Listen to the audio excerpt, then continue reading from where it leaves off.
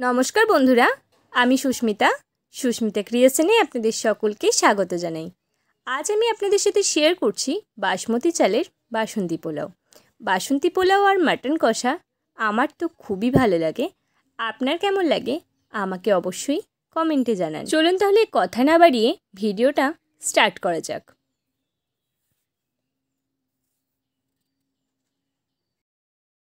প্রথমে আমি এই কাপের মাপে 4 কাপ চাল দিয়ে দিচ্ছি।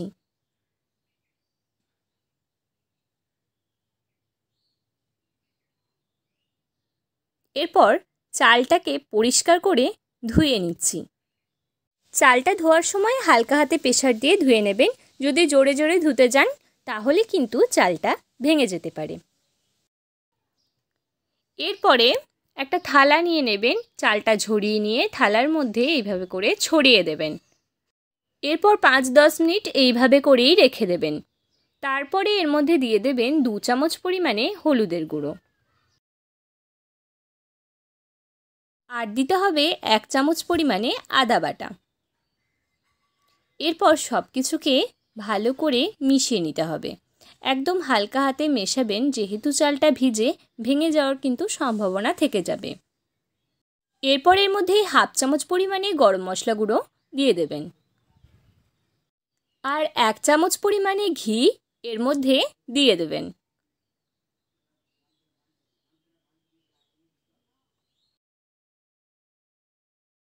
এরপর সব কিছুকে ভালো করে মিশিয়ে নেবেন। দেখতেই পাচ্ছেন আমি কতটা আস্তে আস্তে এগুলোকে মিশিয়ে নিচ্ছি। আপনিও এইভাবেই আস্তে আস্তে মিশিয়ে নেবেন, তাহলে আর চালগুলো ভেঙে যাবে না। এরপর একটা কড়াই বসিয়ে দিয়েছি, কড়াইয়ের মধ্যে 2 চামচ ঘি দিয়ে দিচ্ছি।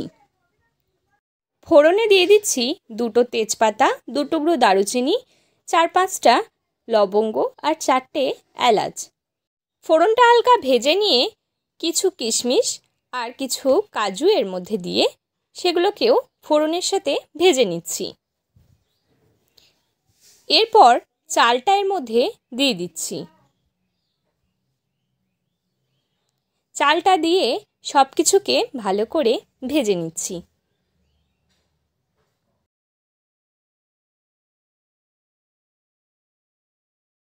এই সময় গ্যাসের ফ্লেমটাকে লো টু মিডিয়ামে রেখে দেবেন।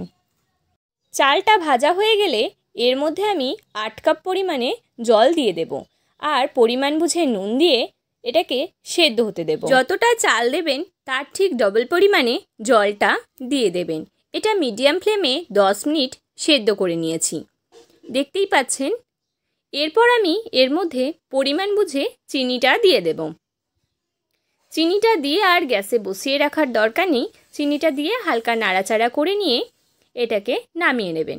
চিনিটা আপনি গুঁড়ো করেও দিয়ে দিতে পারেন। এই পর্যায়ে মনে হতেই পারে যে চালটা তো ঝরঝরে হয়নি, কিন্তু গরম পর্যায়ে এরকমই মনে হবে। যখনই ঠান্ডা হয়ে যাবে তখনই এটা ঝরঝরে হয়ে যাবে।